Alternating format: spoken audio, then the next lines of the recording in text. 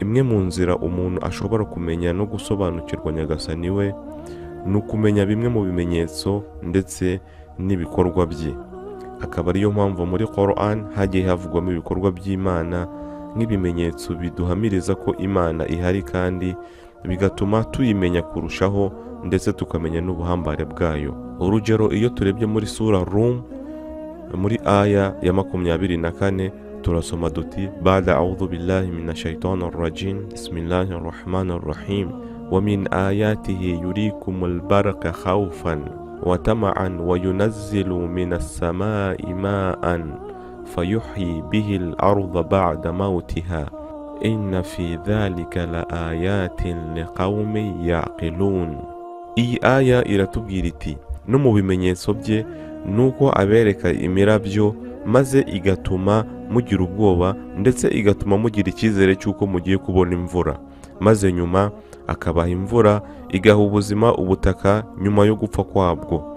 Ariko aya mu gusoza iragira iti ibi byose ni ibimenyetso kuri ba bandi bakoresha ubwenge batekereza, liqaumin yaqilun, kuri ba bandi badatekereza ntabwo bashobora kubona ibimenyetso bya nyagasani.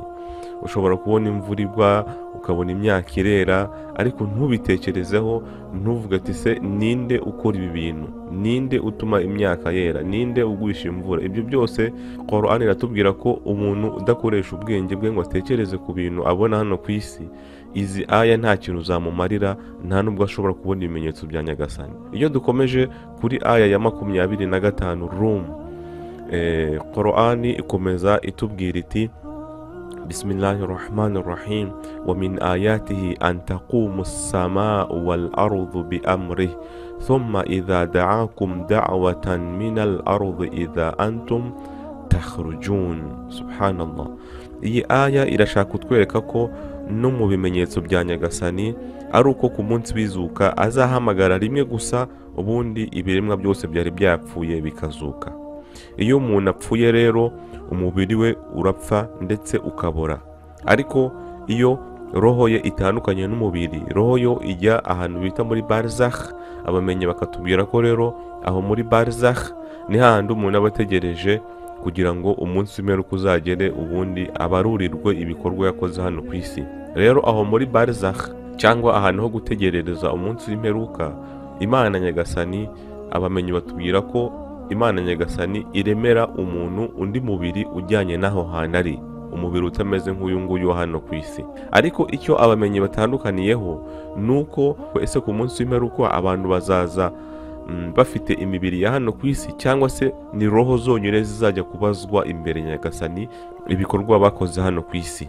Iyo turebye muri Quran dusangamo aya zirenga 100 zivuga ko ku munsi w'imperuka umuntu azaba afite umubiri yari afite hano ku isi, aho rimwe na rimwe aya zigenda zitwereka ko imibiri yacu cyangwa se ibice bigize imibiri yacu ku munsi w'imperuka bizadutangira ubuhamya, ndetse bigende bivuga ibyo twagiye tubitegeka ngo bikore. Urugero, amaso azagutangira ubuhamya ko wayategetse ngo ajye areba ibintu nk'ibi, amaboko agutangira ubuhamya ko yategetse ngo ajya akora ibintu nk'ibi, amaguru agutangira ubuhamya ko yategetse ngo ajya agenda ahantu n'aha. Bityo rero ku munsi w'imperuka zimwe muri aya zitwereka ko abantu bazaba bafite imibiri ya hano ku isi.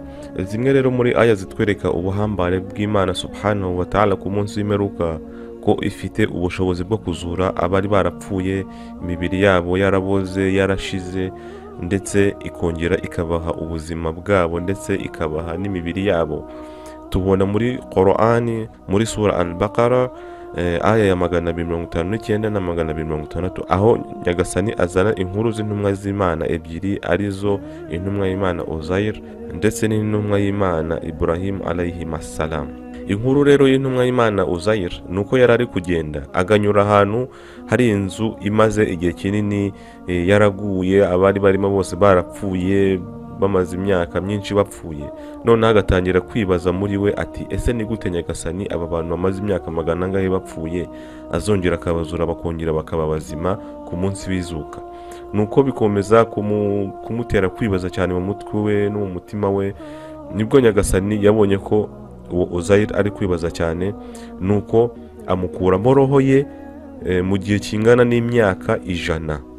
ariko icyo gihe amukuramo roho yari afite ibiryo yari yitwaje, ndetse yari afite n'ipunda yari iri kumwe nawe. nuko imyaka 100 ishize, nuko Nyagasani arongera amuha ubuzima, aramuzura. Amaze kumuzura, abyutse abona ipunda yari afite amagufwa yayo yabaye nk'ifu kubera kumara imyaka myinshi. Imyaka 100 ni imyaka myinshi. nuko aratangara cyane, ariko igitangaje nuko ibiryo yari afite byo byari bikiri bizima bitaraboze, kandi mu gihe tuzi ko ibiryo iyo bimaze hafi iminsi nk'itatu bitari muri firigo cyangwa se bitari ahantu hakonje bihita bipfa, ariko byo byamaze imyaka 100. Nyagasani we yashatse kumwereka rero ko ibyo Nyagasani akora abikora abishatse, kandi afite ubushobozi bwo gukora ibyo ashatse ibyo ari byo byose.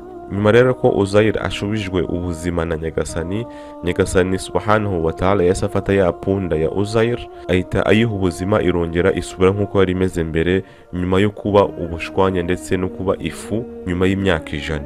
Rero Nyagasani hano ashatse kwereka Uzair ko ibyo uri gutekereza ko ni gute tuzazura abantu bazaba bamaze imyaka 100 bapfuye, yashatse kubimwerekera aho ngaho kugira ngo natwe tubifate nk'isomo, kugira ngo tumenye ko ku munsi w'imperuka natwe imibiri yacu Nyagasani azayizura, kandi ikadutangira ubuhamya bw'ibyo tuzaba twarakoze hano ku isi.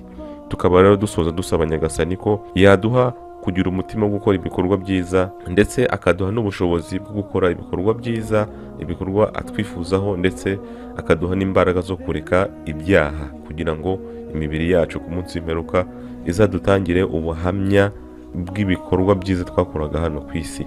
Wassalamu alaikum wa rahmatullahi wa barakatuh.